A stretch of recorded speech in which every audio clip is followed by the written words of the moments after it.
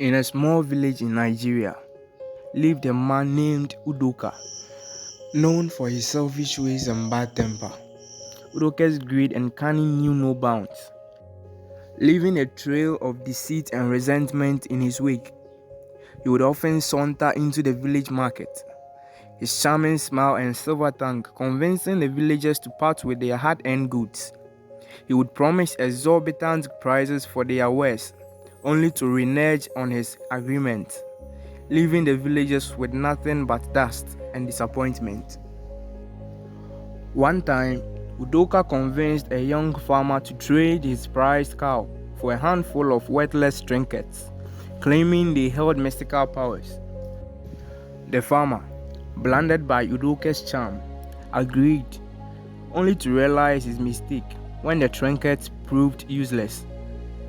Another time, Udoka swindled an elderly woman out of her life savings, promising to invest in a lucrative venture that never materialized. He would often bully and intimidate those who dared to confront him. His quick temper and menacing glare enough to silence even the bravest of souls.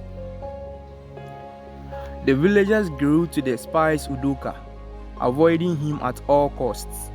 They whispered stories of his deceit and cunning, warning their children to steer clear of his treacherous path. Yet, Udoka continued to thrive, his greed and ambition driving him to ever greater heights of manipulation and exploitation. However, one person in the village was not afraid of Udoka, and her name was Ngozi. Ngozi was an elderly woman with a reputation for her vast knowledge of herbal remedies and her keen understanding of human nature. Ngozi was a beloved and revered figure in the village, her wisdom and compassion earning a special place in the hearts of all who knew her. Her small house on the outskirts of the village was a beacon of hope and healing, where people would come from far and wide, seeking her guidance and remedies. With a gentle touch and a piercing gaze, Ngozi would diagnose and prescribe herbal treatments that seemed almost miraculous in their effectiveness. She would gather rare plants and berries from the forest, combining them in secret blends that suited the sick, calmed the troubled, and even brought peace to the grieving. But Ngozi's gift went far and beyond her knowledge of herbs. Her ability to see into a person's true essence allowed her to understand the deepest desires and fears of those who came to her. She would offer sage advice, gentle reprimands, and warm encouragement, helping people to confront their flaws and find their strengths. Rumor has it that a terrible drought struck the land, and the villagers' crops began to wither and die. Ngozi called upon the ancient knowledge of her ancestors, performing a ritual that seemed to summon the rains themselves. The skies darkened, and a refreshing downpour brought new life to the parched earth. One day, Udoka's greed drove him to try to trick Ngozi into giving him a powerful herbal medicine she was known to possess. It was believed that anyone who drank the medicine would be granted his or her desires at heart and would get unimaginable power and could never be harmed, neither by man nor the gods. So he visited her house, smiling sweetly and pretending to be ill in order to gain her sympathy. Ngozi saw through his act, but being a kind-hearted woman, she offered him a cup of tea and listened to his false story. Udoka, sensing her reluctance, doubled down on his deceit, pleading for her help in an attempt to manipulate her into giving him the medicine. The medicine you have is the only thing that can save me, dear Ngozi. Udoka begged, his eyes brimming with fake tears. I beg you to share it with me, for I am a desperate man. Ngozi shook her head, unimpressed with Udoka's performance. She knew that if she gave him the medicine, he would use it for his own selfish gain. "I cannot give you the medicine, Udoka," Ngozi said firmly, "for it is a powerful concoction that must be used with great care. A person who is not pure of heart can cause great harm with such a medicine."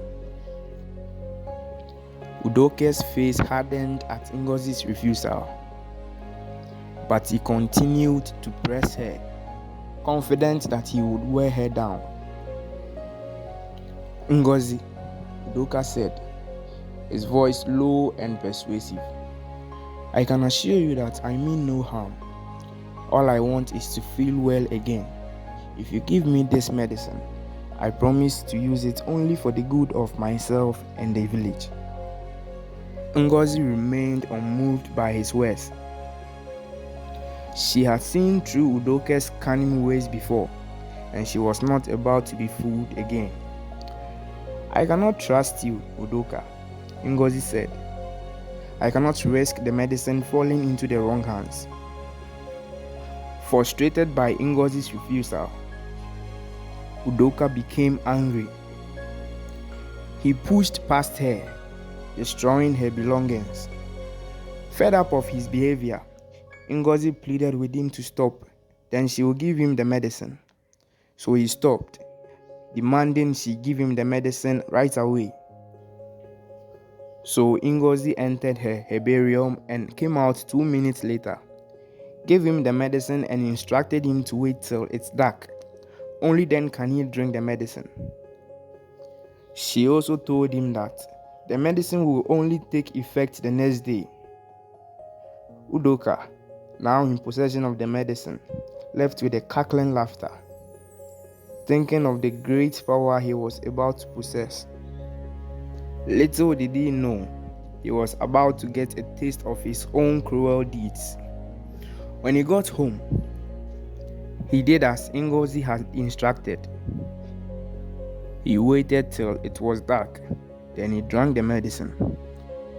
As he did, he felt a strange tingling sensation spread through his body, followed by a weight in his stomach, as though something was growing inside of him.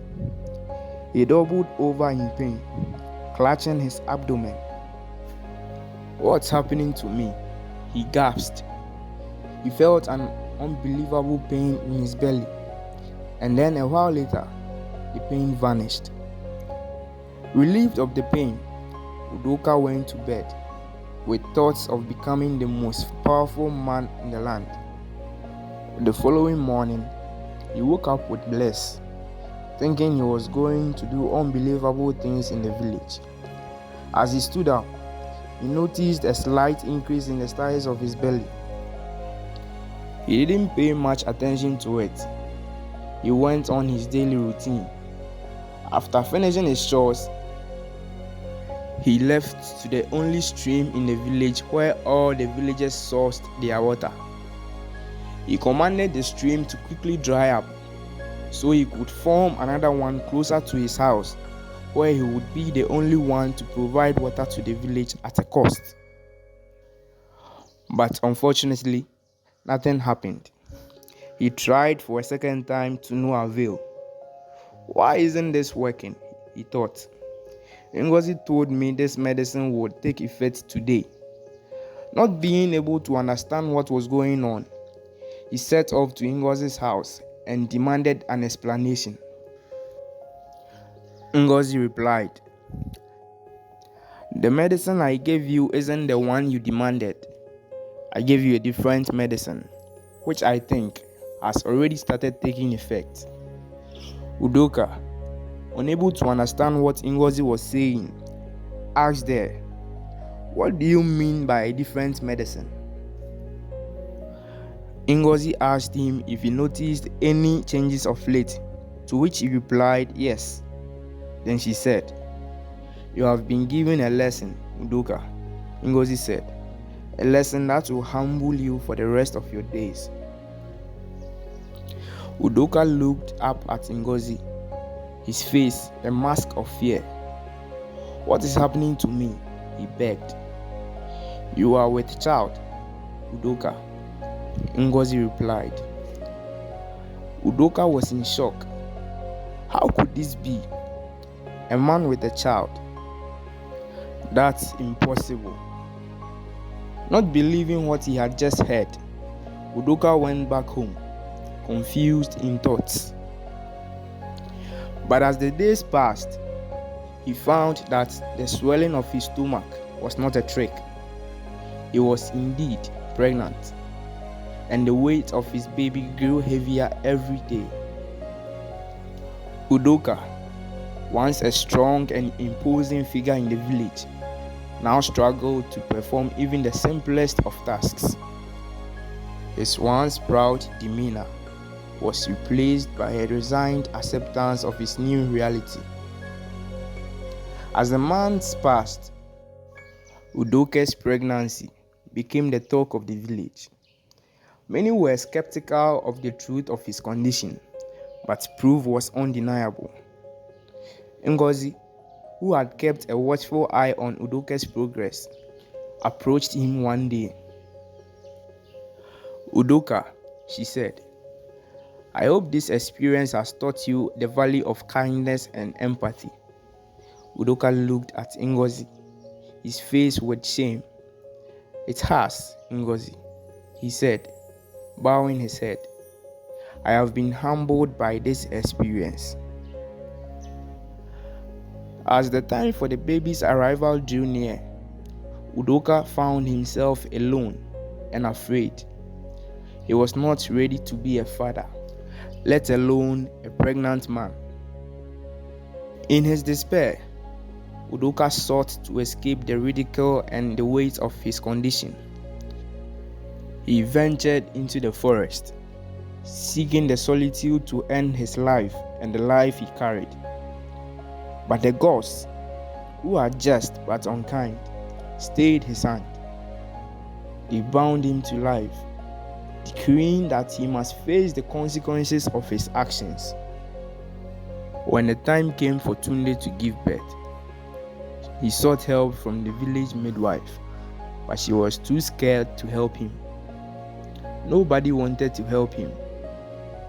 And so, he went to Ngozi and begged her to at least ease his pain. But she also refused, saying he got what he wanted, and the gods are just. Everybody watched as he writhed in pain, a pain that was both physical and spiritual.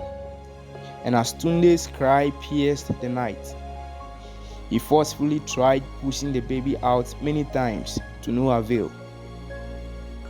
Tunde's shock and disbelief as he felt the baby moving inside his abdomen was unimaginable.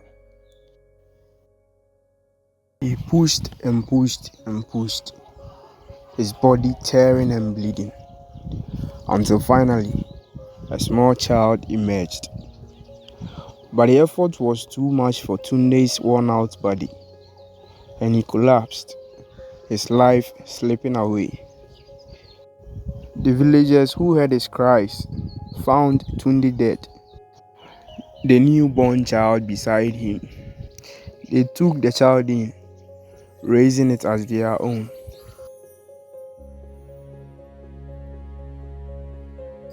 Thank you guys for watching. Leave a like if you enjoyed this video, and don't forget to subscribe my YouTube channel to get more amazing stories like this.